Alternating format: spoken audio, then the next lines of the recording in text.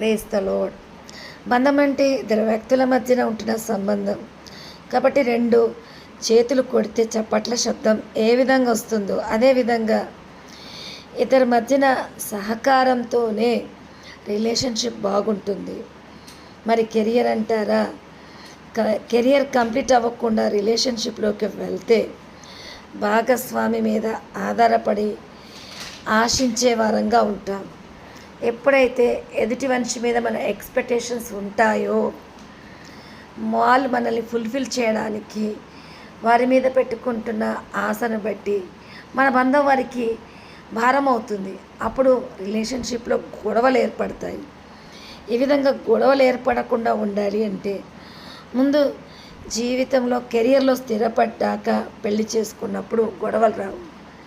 మనలో ఉంటున్న స్థిరత్వం, కెరియర్ ఇస్తున్న నెమ్మది, కెరియర్లో స్థిరపడ్డాక ఆర్థికంగా, కెరియర్లో స్థిరపడ్డాక ప్రశాంతతలో ఎదుటి వాళ్ళను సంతోషపరిచే వారంగా ఉంటాం.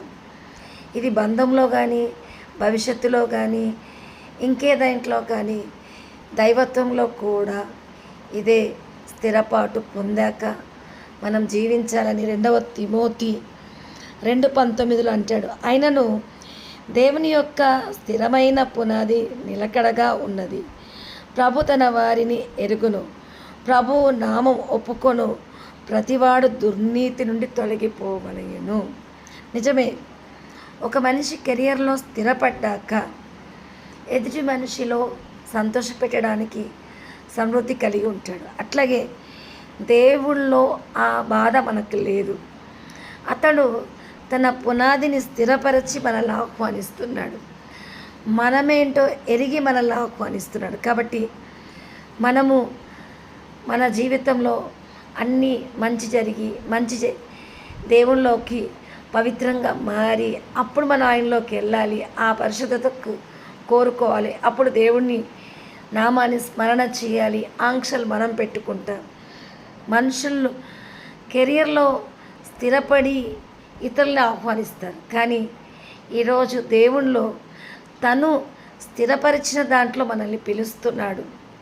కాబట్టి మనకే బాధ బందీ లేకుండా ఆయనలోకి వెళ్ళడానికి మనమేంటో తెలుసు, మన పుట్టుక తెలుసు. మనం ఇంకే మంచి ప్రయత్నాలు చేయకపోయినా తను మన కొరకు ప్రయాసపడిన నీతిలో మనల్ని పిలుస్తున్నప్పుడు కేవలం ఆయన నీతిని అనుభవిస్తూ ఆయన ఇస్తున్న సుఖశాంతాలు పొందుకొని స్వేచ్ఛగా జీవించడానికి మనల్ని ఎరిగిన దేవుడు స్థిరపరిచి నన్ను ఆహ్వానిస్తుండగా దుర్నీతి వదిలిపెట్టి దేవుని మహిమపరుద్దాం.